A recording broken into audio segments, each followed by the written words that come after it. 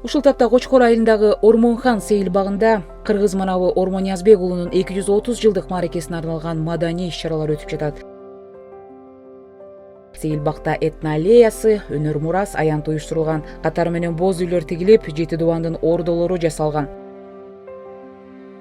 Учурда улуттук кол өнөрчүлүк, улуттук тамак аш, улуттук спорттук оюндар боюнча кароо сынактар өтүп жатат. Президент Садыр Жапаров баштаган расмий өкүлдөр сейил бактагы маданий иш-чарага күбө болууда. Ормонхан сейил багы 2013 жылы муниципалдык сейил бак катары каттоодон өткөн, жалпы аянты 13 гектарды түзөт. Бүгүн сейил бак оңдоп түзөөдөн кийин кайрадан пайдаланууга берилүүдө.